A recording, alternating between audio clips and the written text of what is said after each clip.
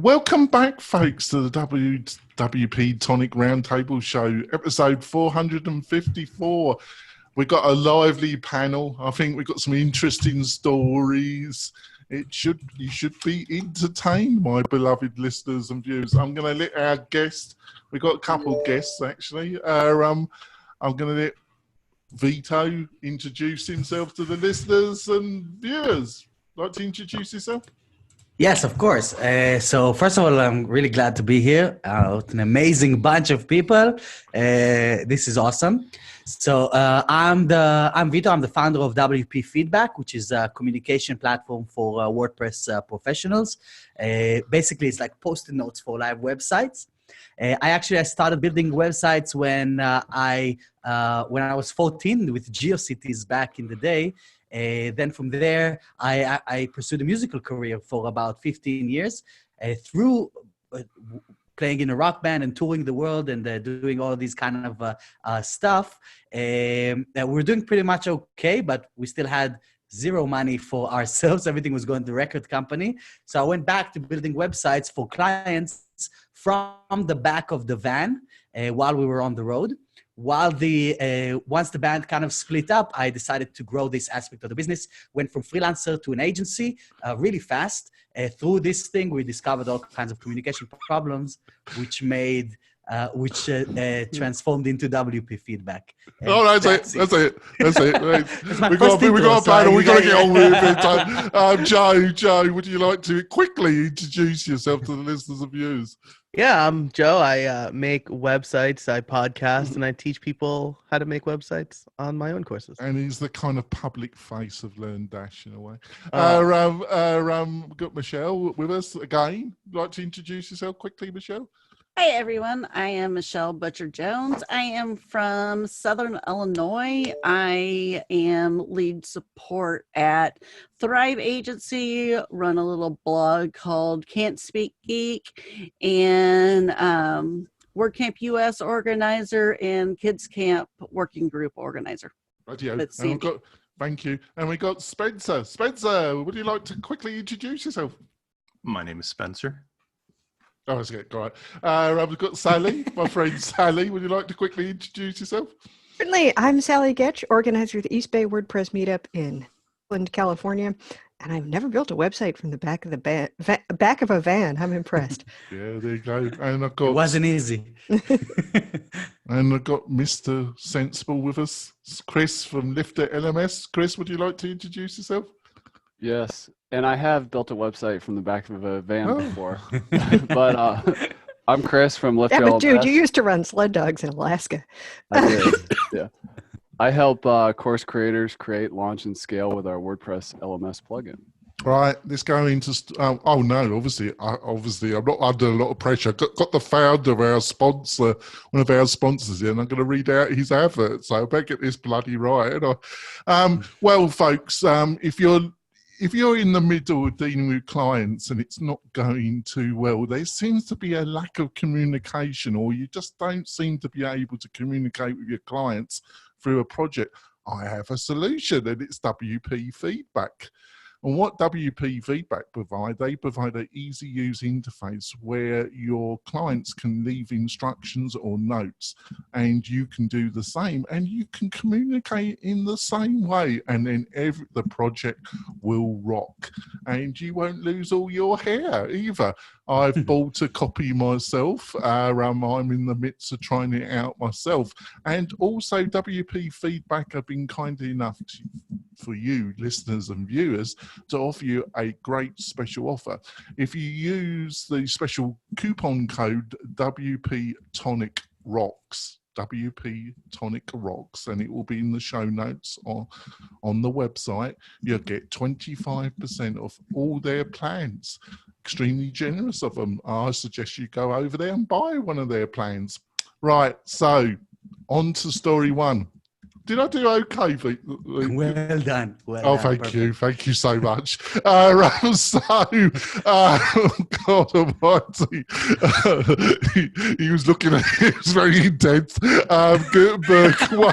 Gutenberg, 1 year later by Chris Hughes. Hughes. So, who shall I start off with? Let's start with Hughes. All right, let's start with you, Spencer. What did you think of that one? This article. Chris Hughes. Hughes, right. Well, Spencer's favorite person commented, so. All right. I like Chris. What? Is there Oh, did Otto comment? Oh, my God. What? Otto had commented on this post. Oh, I gotta look down. But here's the thing. I have all day long the reason to suggest to people what is one of the Lego blocks in their stack, and I say pick your favorite page builder. I would say that unlike the worries that we talked about all of last fall, Gutenberg it's carrying its own weight. Nevertheless, I still choose the classic editor for simple stuff, which he talks about. I don't understand why you can't have the block editor capabilities and so forth without leaving the arrangement of the classic editor. For example, when you open up Gutenberg now, and there's a screenshot of it, whose idea was it that the title should be centered in the middle of the page with 1,000 yards of padding around it, and then everything else crunched over into 5 pixels on the right side? Because if they would just arrange the stuff that's there like the classic editor, I'd say 99% of my concerns would go away. But as it is, when I go in there, I'm uncomfortably uncertain as to where is anything that I need to use. It's a UI issue, not a functionality problem right now. And somebody's got a very noisy keyboard. Please stop, because it's like thunder. Is that right? Sorry. Oh, I have the microphone in my shorts. Is that? Yeah. Oh God, I'm not going there. Oh, the tone is going down already. He has to take more. Joe, what's your comments on this?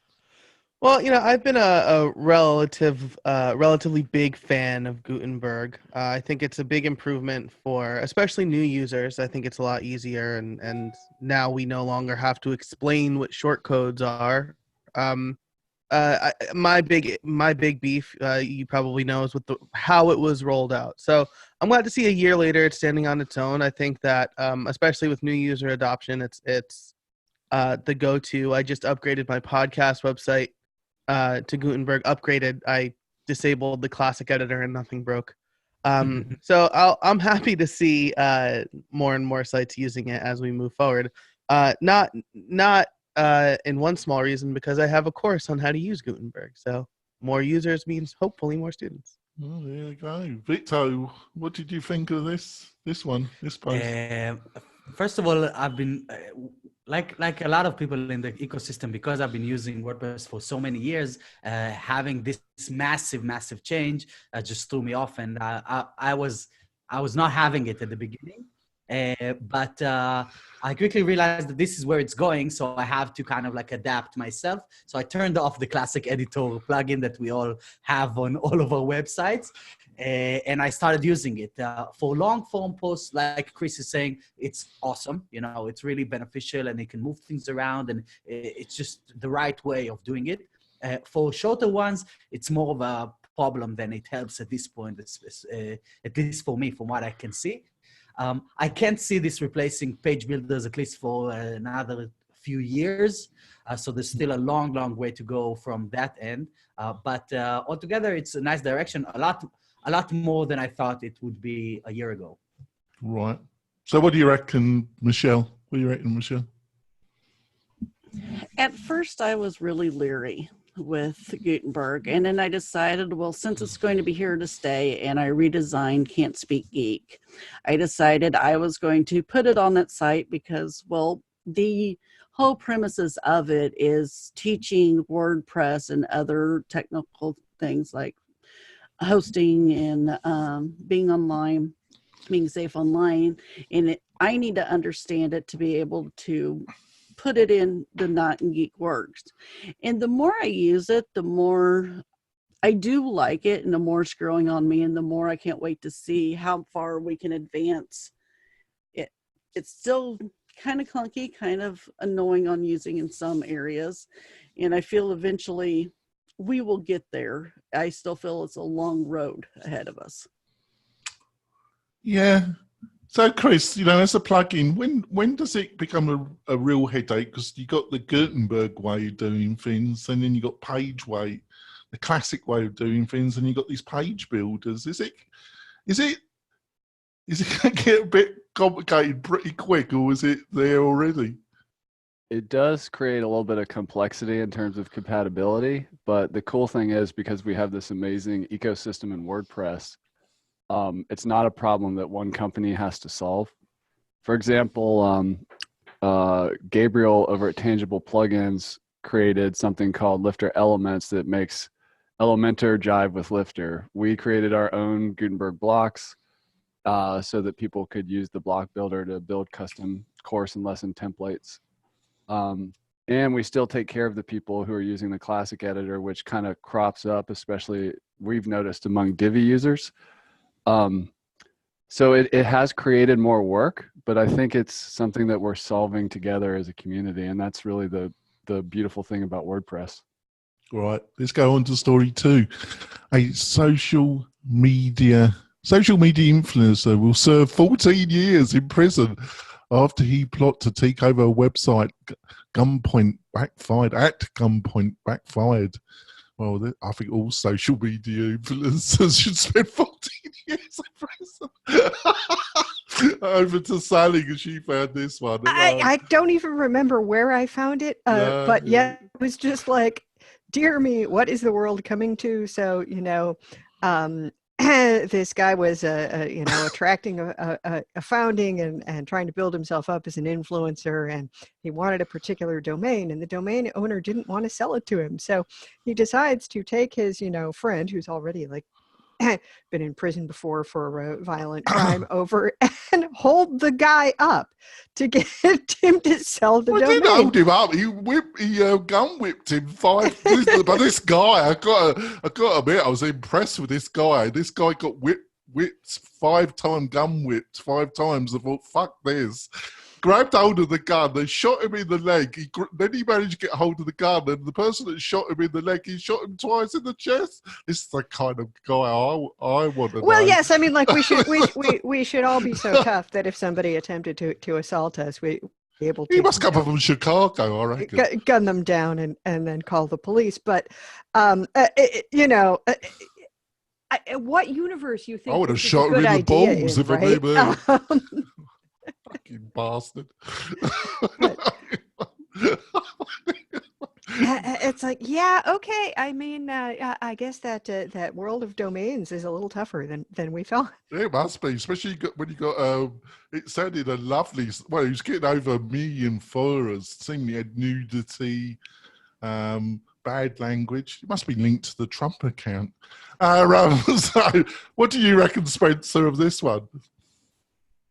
I did a little research on this, and the thing that the reporter Holly didn't show, when you dig a little deeper, the irony to all of this is that the domain that he stole at gunpoint with assault turned out to be a .org domain, and he was going to be on the hook to pay $10,000 a year to renew it going forward. So the joke was on the robbers. Incompetent robbers as well. Because we talked about .org being sold downstream. Okay, that joke went like 10,000 feet over. It wasn't bad, but it wasn't fantastic. I'm gonna test it at the comedy club on Friday night.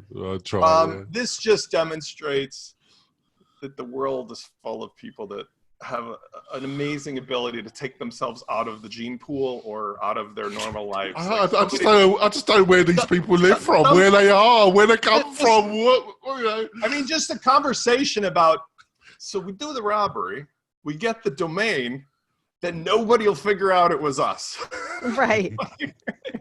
You gotta pay for the privacy then, See, that was a better one, Spencer. That was more funnier, actually. I'm gonna see how Chris spins this into calmness and are these kind of business methodologies that you utilize, Chris? I think there's something we can learn from here, which is that you can create an incredible asset on the internet. It's not just a website. Now, the subject matter that you choose to focus on is up for debate, but we have this whole freedom of speech and expression thing going on. And the other part that I think is really hard to wrap the logical brain around is how far and wide a website can scale out. I think this person had like 12 million followers at one Yeah, point. he did. That's a lot of influence. When everybody in the world has a potential megaphone through a website, these kinds of things are inevitable. How you choose to interact with it and do commerce and the content you want to focus on, it can be very different. But the thing is here is this just goes to show that you can create an incredible asset with a website, regardless of the character of it. So, Joe, do you reckon they were just partying? They got the old crack out, got the Jack Daniels, got absolutely smashed, and then he just lost it, and he thought, "Let's go and whiplash this punk and get my domain." For sure. This is a modern day version of the 1994 movie Airheads, right? Where like Brendan Fraser, Steve Buscemi, and Adam Sandler, their band, like held a recording studio up at gunpoint or whatever.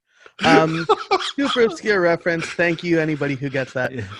Which team are you on? With Van Halen, like the Eddie or the? Yeah, exactly. Or the Davids.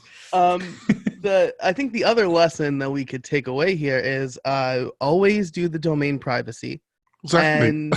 And when you register your domains, do it through a business domain or do it through a business address that is not your home address. I bought a house in May. The first thing I did was get a PO box and then a registered agent so I can register my business that is not my house. So those are the two important things. That's what I do. It goes through my business register. It doesn't go through my home address. Yes. Of course, then you end up in the situation where I, order the spring cleaning from Amazon.com, and the poor cleaner went to the UPS store. So, Vito, are these business methods that you utilise in your agency? If clients don't pay, you go and assault them. Well, that's my first go-to solution. Oh, right. Before I even call them up, I show them up. I show up with a gun. But actually, this is relevant for me from an angle that I've been trying to tackle the past few weeks, because I want to buy our .com domain, and someone has it. And he's been holding this, like just parking it for years and years. That's you, Spencer, right? We'll talk after this thing. If you're the one asking for $15,000, just send them a link to the story. You might understand. I won't hide your story, but I do have an anecdote for what I've recommended in the past about buying people's domains, but now I might have to rethink that. So I did reach out to the guy, like through like proper channels and stuff, not with a gun, and he wants $15,000 for this random domain, that we have a trademark for.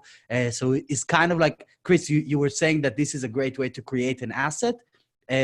Fine, that's true, but it's also becoming a bit ridiculous, with domains that were being bought like 15 years ago, and it's screwing new businesses. Let's have a bit of therapy here, then, Vito.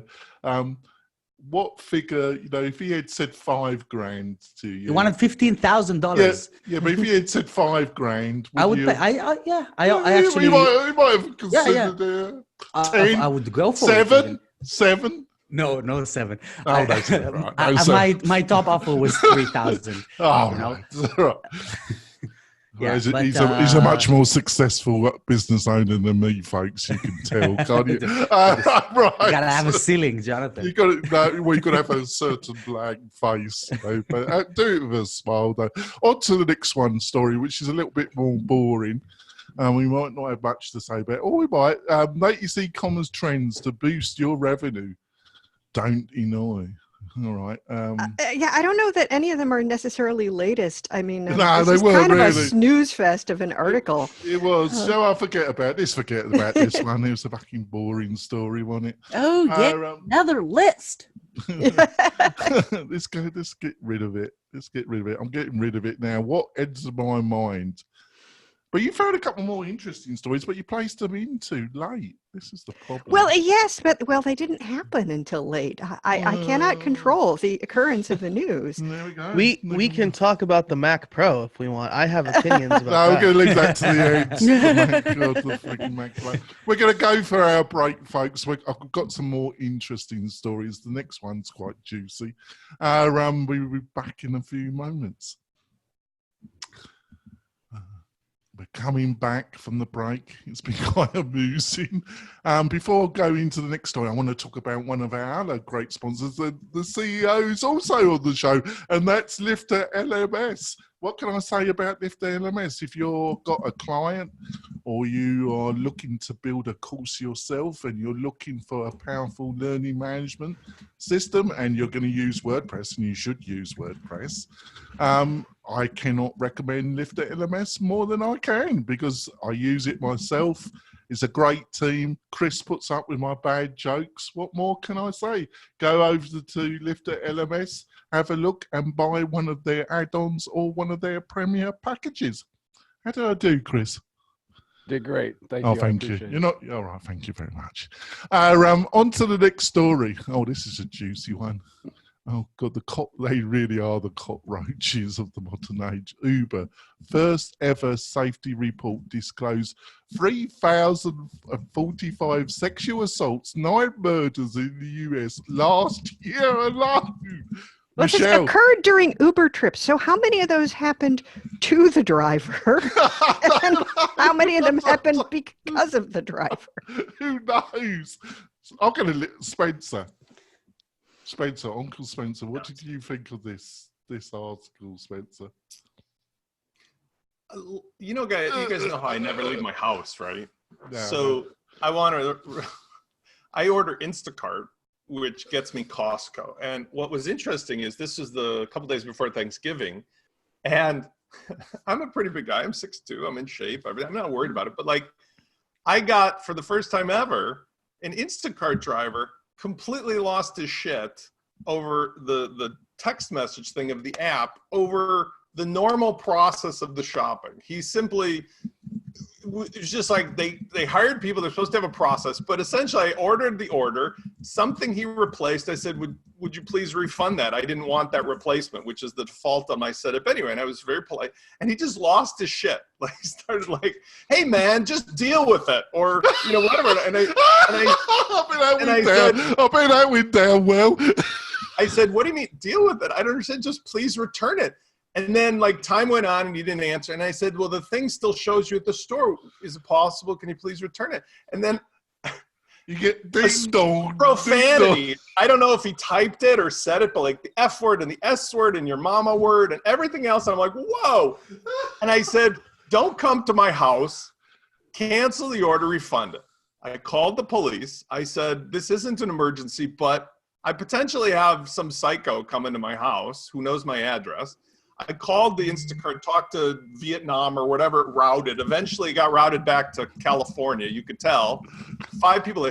They all handled it in a certain way. They assured me that the guy was a guy. They confirmed it was a guy. They said they don't have his picture and they don't know what he looks like, but they'll take care of it, which I thought was, so the net result of this whole thing is, even I, not leaving my house, but using a service that would deliver stuff to my house, have a newfound respect for the precarious nature of trusting an individual who is hired by some cockamamie means to do something where you're putting your lives or your kids' lives or your food lives. I mean, like, I'm not going to take groceries from a dude that was assaulting me on verbal, like he's going to take a crap in my grapes or something like that, or worse.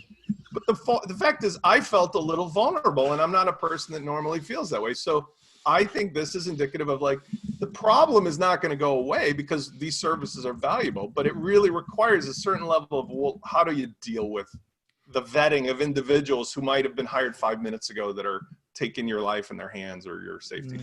Do you think this guy knew the social media guy? social media guy? What do you? Oh, right, was he yeah. friends with the one who held up the domainer? I mean, that's the kind of thing. Like the social media guy might have been the Uber driver the day before. You know? What I Yeah, mean? he's probably there, but you never know, do you? Now, Michelle, I've got to give you therapy, Michelle. Now, first of all, why did you buy the most noisiest keyboard on the market? I am Secondly, so sorry. are you answering support tickets at the same time that you're on this show? No. Now, come on, admit it, Michelle. Are you supporting clients during this show? No, I just you? have coworkers that All right. are sending me stuff. All right, there we I go. All right, we got that straight. And I'm getting better at switching back to mute. Yeah, right, there we go. Just get a less noisier keyboard next time, will you? You have both. Yeah, And this I is, think this this is is the man this who monster All right, Right. there we switching go. like everything. yeah, see, Jonathan's very good at urging people to spend money on stuff. Yeah, I was just fortunate that I was flush with cash when he got on my case about Yeah. the microphone. And then Sally with starts sending me cash. links, and I'm like, that's going to have to wait till payday. There we But go. I want it. All right, then. So, Okay, when it comes to this Uber thing, I went to WordCamp Hampton Roads, which is pretty much Virginia Beach, back in, I want to say it was 2015. And like right before I was down there, they actually had a serial killer who was either an Uber or Lyft driver or something. And I spent a lot of the time hanging out with Jeff Mattson and his wife, who lived down there. Jeff used to work for Gravity Farms, now at Pagely.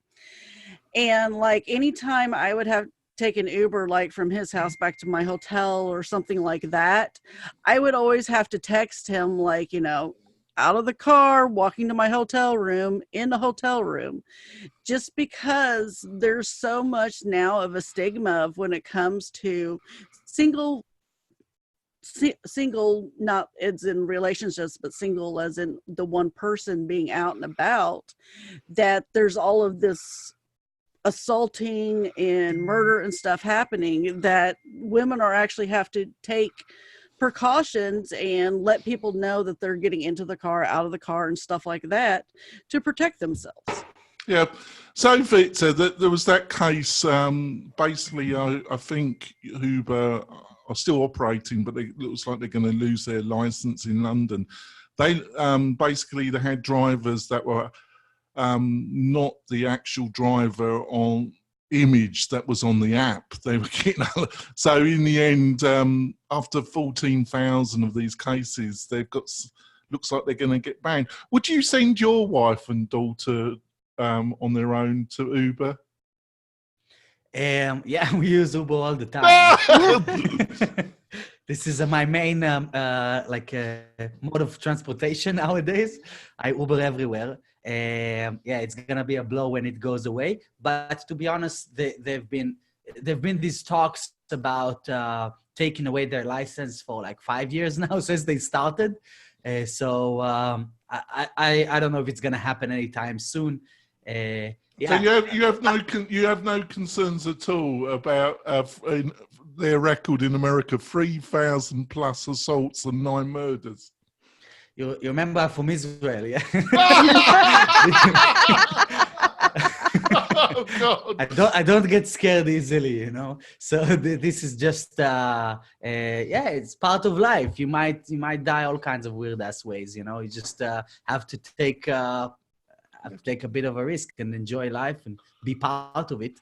I think that, you know, I haven't seen how many rides they had in total. So I'd imagine it's less than 1% or something like that, or even less than 0.1%. Yeah, just you gotta be a little bit kind of, you know, on it, making sure that the driver is the right guy and so on. But whatever happens, I guess I'll deal with it if it does. Well, Hopefully you know, quite truthful, something like that can happen on a black cab. Now, Joe, am I being really unfair to Uber? Where's the balance? Because obviously I'm not the biggest fan of them, but on the other hand, I suppose because I know their history and the culture of the company, that's why I'm a little bit harsh on them.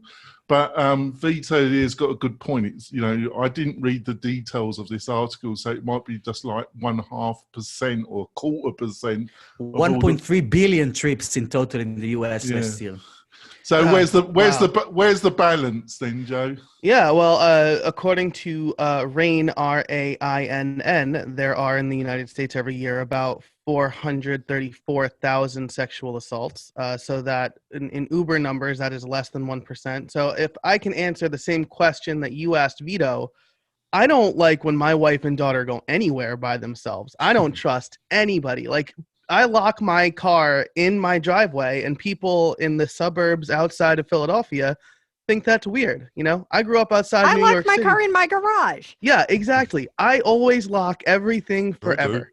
I don't trust anybody who I don't trust anybody. So Well, I just don't want to be that person that Yeah. rings up my insurance company and they say, "Did you lock your car, Mr. Deadwood?" And then there's a silence. yeah. Oh Well, gosh, we used to leave the keys in our vehicles where I grew up. There Yep. again, we were on a huge farm.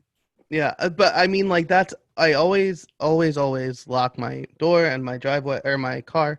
The point is, yeah, I mean, these numbers. If you look at this number, it's not great. But compared nationally, sexual assaults, Well, unfortunately, are happening everywhere.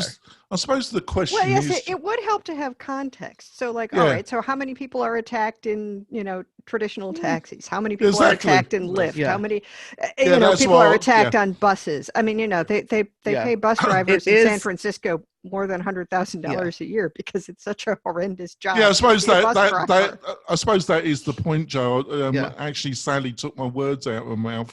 You know, without context, it's really hard to pass. Right. Any I kind of- looked up subway stats, and last year I think there were a little over 1,000 sexual assaults on the subway. That's an interesting statistic, right? Because you are more or less in public on the subway, unless you're riding real late at night and it's just you and another person in a car. There's likely other people around. So that number actually seems a little bit more staggering to me, right? That like 1,000 people are unscrupulous enough to do it in a more heavily trafficked area. But again, like a subway is about a third of Uber. So Uber doesn't look great in that situation. So I don't know what- calculated, I Yeah. calculated the thing here, like in percentage. So it's like 0.0001% that something will happen. It's not that bad. I'll take that. Well, unless you're one of those zeros, I suppose it's not great, is it? But what does Chris think of this? Chris is looking very serious and stern. Just human life is a full contact sport, so things are going to happen. I agree that looking at the data is important. Like Spencer is a pilot, and I believe the data is that planes are safer than cars, so just because we hear about plane crashes doesn't mean you're safer to jump in your car and drive through a busy area or whatever. So it's all relative. It's all unfortunate, and public safety is an important thing that should be continuously worked on, monitored, and improved. But I do like the idea of... I'm sorry to interrupt, Chris. Yeah. I think it's just the reason why I'm a little bit more critical than probably you and Vito, who's prepared to send his mother, his daughter, any I woman. don't have kids yet, but Sorry. Well, he just said he was from Israel, right? Hasn't his wife been in the army? Yeah. They've probably got Uzis in their hand luggage, so they're probably right. The reason I'm going to get some bloody mail. I'm going to get some email about this episode. Oh, yeah, think? Right, there we go.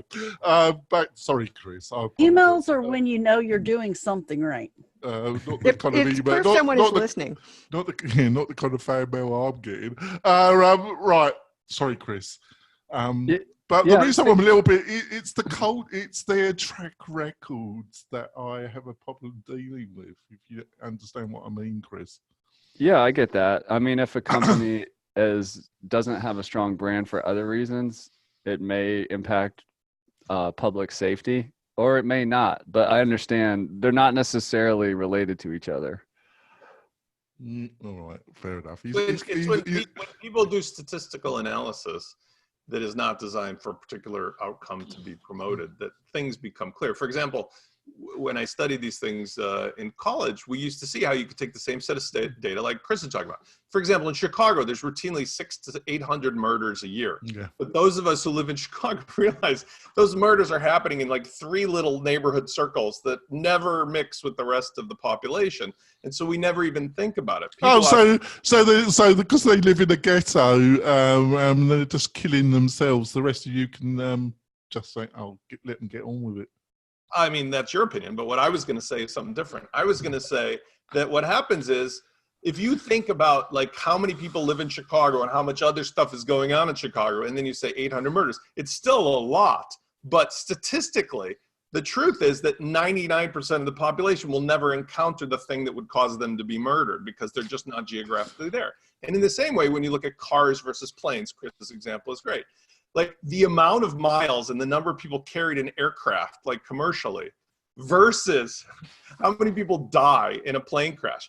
You are more likely literally to slip on your kitchen floor and die right now than you are to die in a plane crash. Yet people are deathly afraid of flying in an airliner.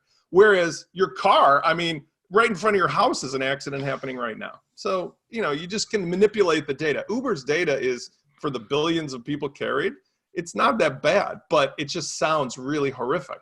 And, you know, I have all kinds of political things, but like I find it atrocious in America that with how many gun-related violence things happen in schools, that's not causing any political change. But we all know that the reason is because the political forces the other direction make that not happen. So if somebody wanted to change Uber, they could, but nobody gives a shit because it's too valuable to too many people. All right, then. On to the next story. Oh, God. Next story is a bit boring, isn't it? Oh, my God. Because it was zero BS CR. Well, it was boring news in WordPress, wasn't it? So, but it is a WordPress podcast, so I thought I had to have some WordPress story you have in this entire situation. Well, Gutenberg today. Sorry, what was that, Spencer? I will speak to this. Yeah, go on. I may be known for some things, but one of the things I am known for lately is for having some knowledge and experience with marketing automation. And that's the main thing that I do. And what is interesting is that there right now is a little bit of a little nice race, a little Olympic race. I think I better introduce the story first, and then you can feed. All right. Zero BS CRM 3.0 improves URL, changes database structures, and becomes more extendable. If you go, Spencer. All right. WordPress has become either the Lego store or the IKEA store. Pick what you want. The joy of the experience for those who are willing to be open to it is you need just a small stack of components, each that stay in their own lane to do the things you want to do. Now, there's millions esoterica, but like, for example, Chris provides one of the core components, which is an LMS. Adrian provides a competitor to No BS or Zero BS. I keep calling No BS, but Zero BS, which is a CRM. But the CRMs right now, which is interesting, are one of two types. And at WP Fusion, we recommend you can use any one you want, either outside WordPress or, like Adrian's, inside. What's interesting about this is that Adrian is here talking to you every show, and he explains his business and everything. He's struggling right now to come up with the ideal solution for a plugin-based CRM, which makes so much sense because you've got all the components in your stack anyway. Why go out to an outside source? Yeah. This company is the next closest competitor to what Adrian is doing, except the big difference is these two guys came up with literally the same thing what Adrian's doing, but somehow got Matt Mullenweg to buy them.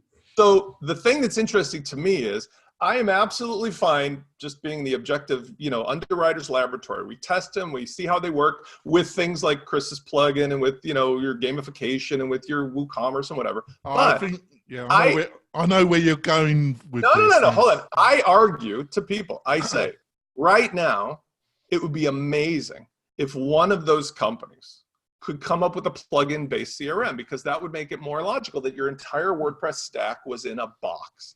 The only outside things you now need to connect to would be obviously your Stripe gateway or your PayPal or a CRM. If we could cut the link to an outside CRM, even a good one like ActiveCampaign, great. So I'm really excited about this, but I see the handwriting on the wall that you look in the article about Jetpack this and Jetpack that and change the name. And Trojan horse all over. And then, like, remember 3 weeks ago when I told you the story about how Jetpack now lets people who don't know anybody pay 11% on everything they sell. You're back on that, aren't you? That is where this is going, my friend. Mark my words. Jetpack Trojan horse 2 point whatever. Oh, please, Chris, say something controversial, will you? Come on, Chris, you can do it. Come on, Chris. Go on, Chris. Put the boot in. I think that, the idea of owning the platform and getting the CRM in WordPress, like Adrian's been working on at Groundhog and this company as well, I think is smart. I'm not for or against the roll-ups that are happening with Automatic and other companies that are consolidating. It's just happening because this industry is maturing. And really, I just see it as a free market thing where may the best self-hosted CRM win.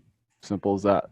Would you be so calm if, let's say, Automatic said that they're just making their learning management system and they were integrating it into Jetpack? Would you be? They already are. It's called Sensei.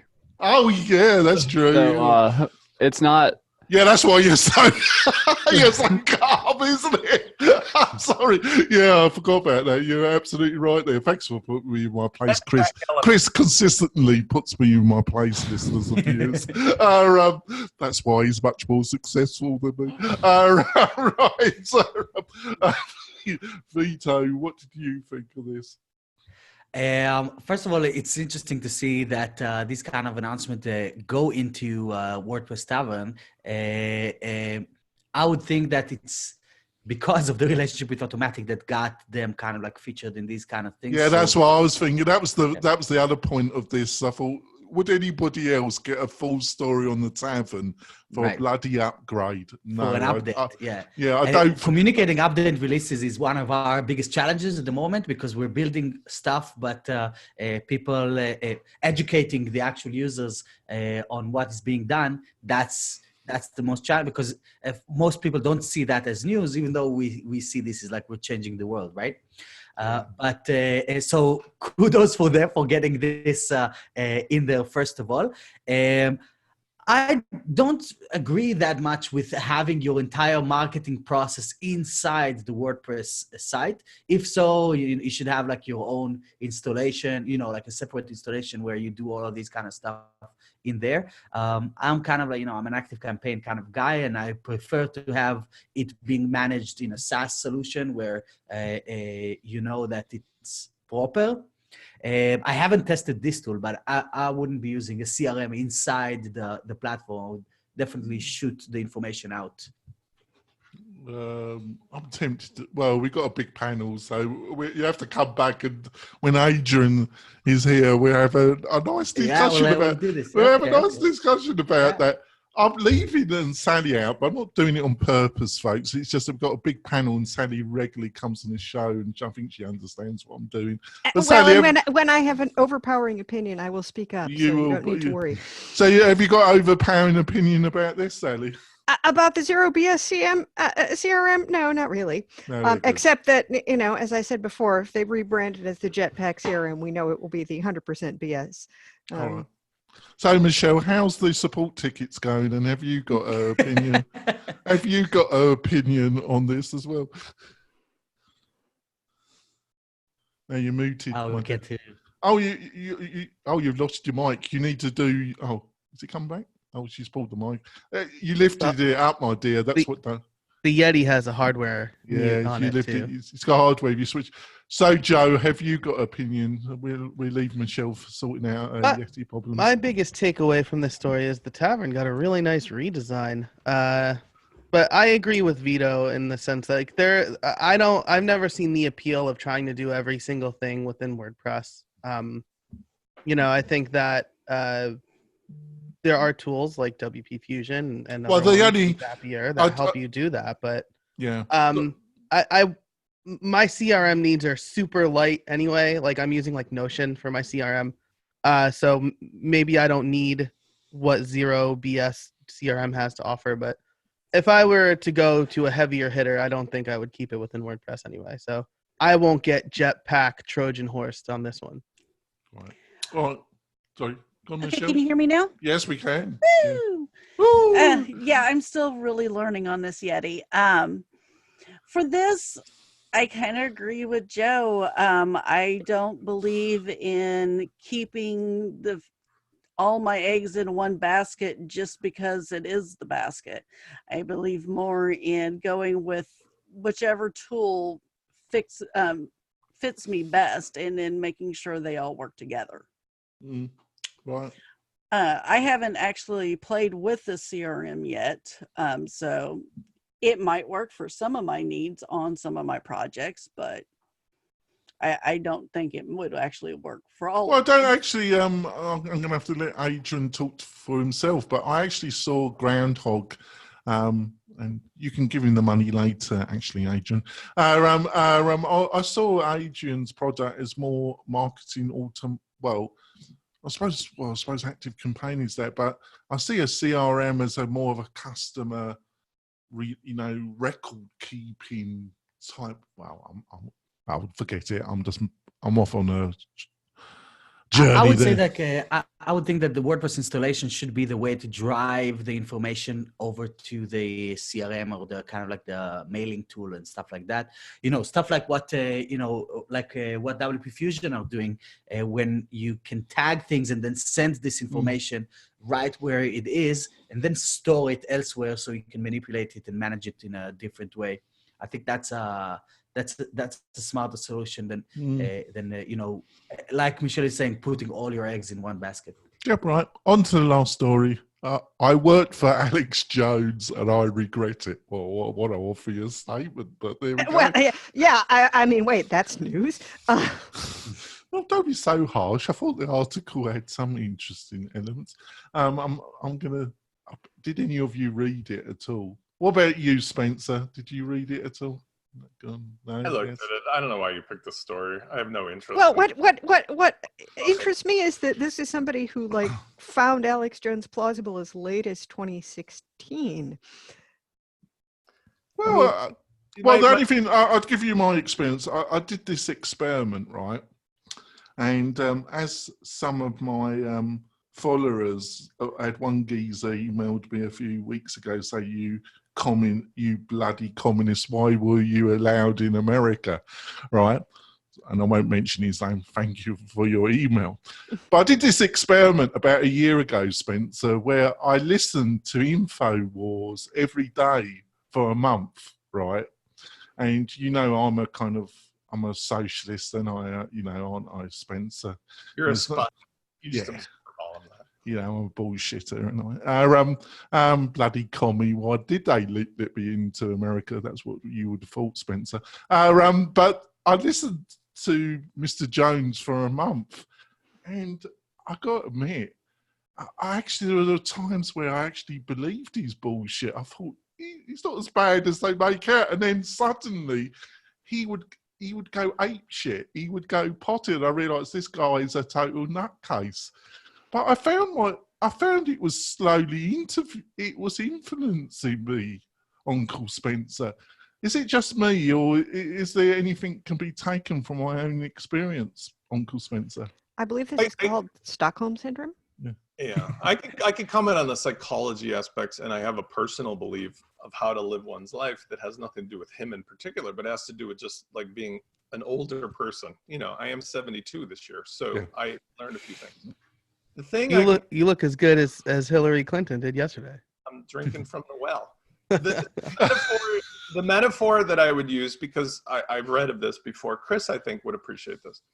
Our brains are like a glass of crystal clear water when they're not influenced by anything. If you choose to pour muddy water into your glass of crystal clear water, it will take some time to clear that water out again.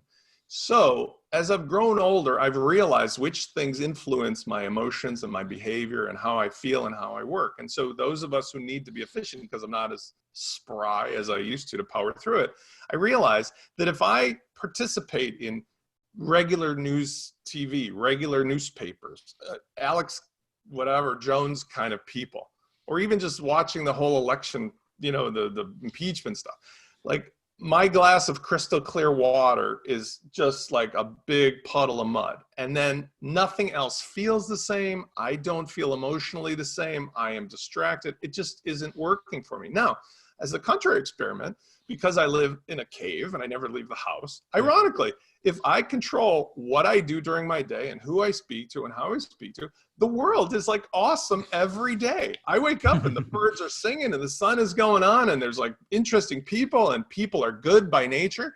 So I would suggest that the reality we live in is greatly affected by our own perspective. And the choice we have is whether to tune people like this out or to absorb it. And news networks make their living, even ordinary ones, on shocking people into fear and otherwise so that they will come back. And eventually their nervous system gets conditioned to that, like an opium addict or something, like, oh, I need more of that. And that's where guys like this take people with them on a ride down to David Koresh territory or otherwise, if it goes that far. And our politicians, unfortunately, are really guilty of that today. And that's something that I try not to think about because it concerns us as a society. If we allow that kind of behavior over the common rational thought, then we all have some bigger problems. I think you did really well there, Spencer. I'm going to go on to the picks of the week because, yeah, I shouldn't have chose that story anyway. But thanks for that, Spencer. On to picks of the week, and the panel are not. They're not too troubled about that either. Right, so let's go on to the picks of the week. I do my best, listeners and viewers. I'm not perfect, so sometimes I'll pick the wrong stories. Right. By the way, we know you snuck in through Mexico. That's how you got here. So nobody's like kidding ourselves how you got into this game. Yeah, I know, a commie like me, yeah. So there we go. God, my pick, and it was a bit of tongue-in-cheek pick. I'll watch some unwrappings on the YouTube of this. It's a snip at the price. Apple Mac Pro starting at $6,000. And what did you think of first of all, before I ask the panel's picks, what did you think of that one, Joe? I think I have a lot of strong opinions about this that we don't have time for. But if we got a few minutes. Yeah. Apple's cut this is him off. outrageously priced. Yeah. If your first thought is that this price is outrageously priced, then this computer is not for you. Because I'll tell you what, if I was making millions of dollars off of my computer, I would gladly max this thing out at 50 plus grand or whatever to do the best. Do you think Pixar cares if the wheels cost $400? Nah, they're buying like a fleet of these things to make Toy Story 7. So they're going for the high end. It's not for any of us. So anybody who's commenting saying this is too expensive, yeah. I also saw a story, this will be my last thought, that the maxed out Mac Pro costs more than a luxury car. You don't make money off of your luxury car. Your luxury car costs you money. You make money off the Mac Pro. So that is my Well, I met a man who opinion. routinely spent more than that on workstations because of what he was doing. And pound for pound, the thing is just not that good a deal. But the hilarious part is that apparently that really fancy and truly, genuinely beautiful, impressive screen where you have to pay an extra $1,000 for the stand, you are only allowed to clean it with their little cleaning thing, because if you put any kind of ordinary like cleaning fluid or water or anything on it, the special nano glass they've made it out of will basically be destroyed. Dissolve.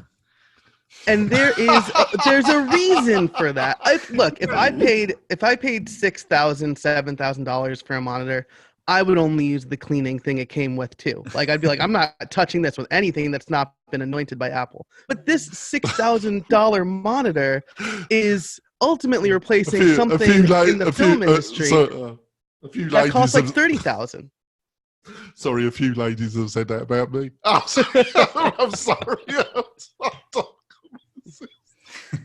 sorry. I just got resisted. Oh, Jesus. Chris, what did you... Well, let's get on back on subject. Yeah, it was a bit of a challenging. Chris, have you got a recommendation for the week? I do. I actually just watched the WP-Tonic interview with Rob Walling. Yeah, thank you. And I thought it was a really great episode, and it got me thinking. I don't know what number episode you're on, Jonathan. Somewhere around 300. I think Rob Walling. 454. I've lost. Actually, I had a lot of work yesterday because I got my numbers all out of whack. Yeah, So go on. Sorry. My tip is, the podcasts out there that have been around for a while and just helping entrepreneurs, especially outside of the mainstream, Silicon Valley, whatever, figure out how to do what they do. And I just want to give props to both Rob's podcast, Startups for the Rest of Us, and also I thought that was one of the best interviews I've heard on your podcast, Jonathan, with Rob on WP-Tonic. And Adrian did a great job as well with the tag team in the interview. It was a quality show. Oh, thank you so much. And Rob's such a great guy, and he's so down to earth, and his track record speaks for himself, doesn't it, Chris? Yeah, it does. Sally, have you got anything you want to recommend to the listeners of yours? I would like to recommend one of the stories that we didn't talk about, which is Mika Epstein's post on There Are No Top Influencers, which is a fairly reasonable kind of response. Well, they're in prison, aren't they? Yes, well, I guess so. But yeah, see, there's the danger of trying to be an influencer, which is just kind of a commentary on lists and, why they are. Why making a top anything list of people is. Well, I must be doing something right. I must be doing something right, Sally. Last month we had our biggest month. We had over 5,000 people listen to this crap. So, all right. But I think it's a post worth reading and keeping in mind because of the. Since it's the end of the year and then the beginning of the year, I'm sure we're going to have a whole bunch of, biggest, best, of 2019, hot trends for 2020, blah, blah, blah, blah, blah, blah, blah, blah.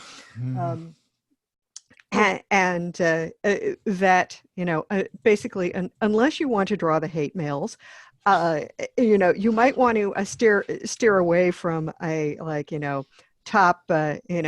top people to whatever, and maybe rephrase it as just say, here are a few individuals who've influenced me, because it is always very subjective. Anyway, I think that, a lot of what Mika writes is nicely thought out and clearly expressed. So that's my recommendation for the week. Uncle Spencer, have you got anything to recommend to the listeners and viewers? Yeah, but I want to also jump on Chris's thing and say, I like your shows, but I really loved Rob Walling's show. It turned out to be as good as I had hoped when I heard you were going to have him on. And obviously you guys did a great job, but Rob knows how to, he does this for a living too. So it was like three people that really know what they're doing.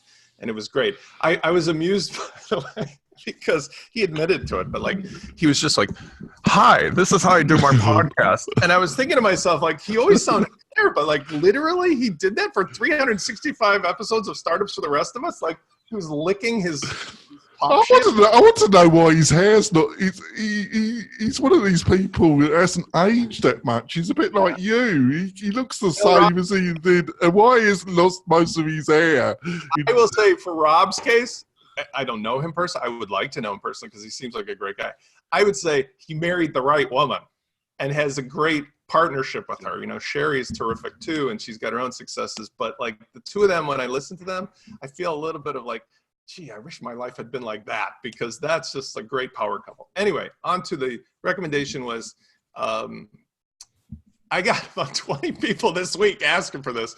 Can I connect multiple WordPress sites all together and share the logins? And after I was done saying why, well, there's a plugin for that. WordPress plugins, it's shared-logins, and it allows you essentially to let all your users log into multiple WordPress sites you own without doing anything too heavy lifting. So that's awesome. It's actually very handy. Weird solution. I wanted to say one last thing though, to Michelle and Joe and Vito. The difference between CRMs and what marketing automation is, and Vito alluded to that, you don't need any of the CRM capability whatsoever. You need just a place to store the tags and fields for people's behavior on a WordPress site. Right. And for that, having it inside the site is super convenient, because when you do your backups and your storage, or you sell the thing or you clone it, having it inside means there's not an external dependency, whether it's for cost or otherwise. It's literally just like a custom post type that's doing a specialized thing of keeping track of people's journeys. And that's different than a CRM, but they do call it a CRM because it's hard to say marketing automation platform. Well, and then you got, Wait, so it's not, so Zero BS CRM is not a CRM? No, that's not what I'm saying. I'm saying when you look at the CRMs, including Zero BS, there's, let's say, 100 things they do. You only need 3 of them, none of which has to do with the CRM or their dashboard. You'll never look at their dashboard at all. Got it. It just needs to store context with their tags and fields, allow you to build automations, and allow you to send certain types of emails, even the emails you don't need anymore.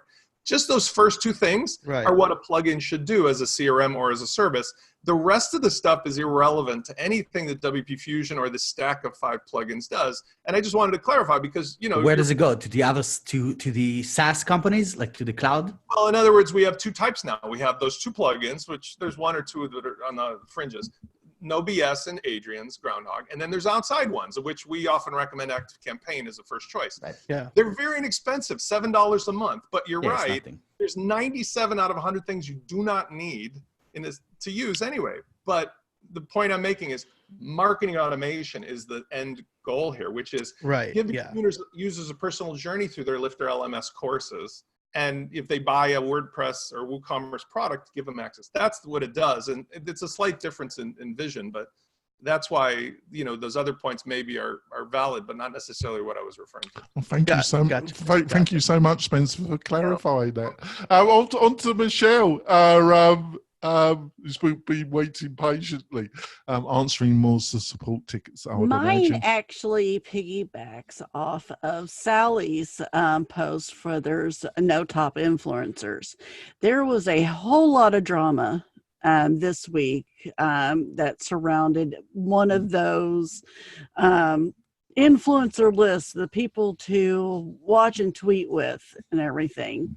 And it stirred up a lot of emotions, a lot of Twitter chat, and some was really great, some was really filled with drama, and some was filled with hate. And my thing is just to remember, you know, we are a great community, and with all the drama that has happened this week, do something kind this weekend. You know, send out a tweet to someone who, you know, I missed that. That should have been on my list, shouldn't it? I missed this, but I'll keep out of that Twitter crap. You know, someone who has influenced you, you know, send a tweet and tell them thank you. Or if you see someone who's new into WordPress, help them get more into the community. There we go. Oh, well, I missed all that. There we go. All right, Vito, have you got something you want to recommend to the listeners of these? I do. It's a really cool tool that I discovered this week. It's called SVG, or they call it SV Gator, like SVG Gator. Basically, it's a tool that allows you to create SVG animations in a really kind of simple way. Awesome for you know, for home pages where as you scroll, things interact. As you touch it, things move around. Really, really easy to do. Just on a timeline, and it exports it into a file. You drop it in WordPress, and it works. Yeah. It's just an awesome tool for. We're gonna do a complete revamp of all of our icons and all of the kind of like static images that we have right now.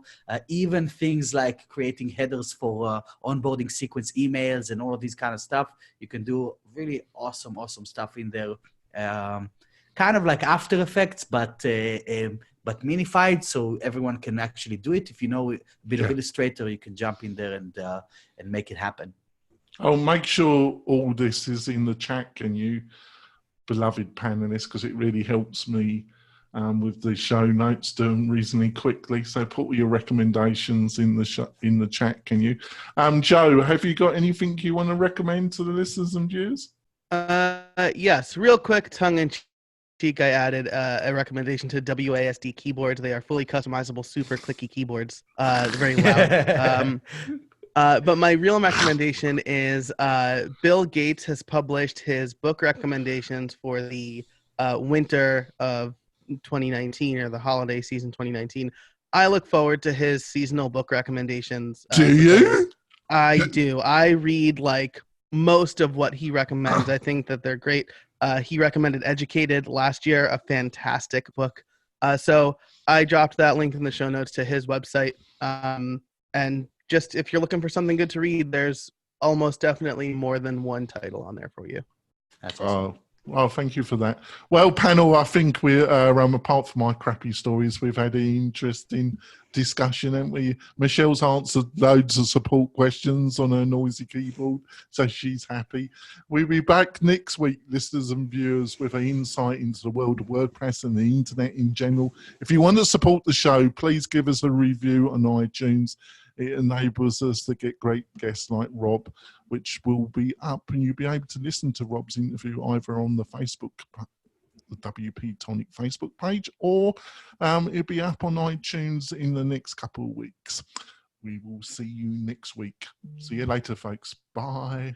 Bye.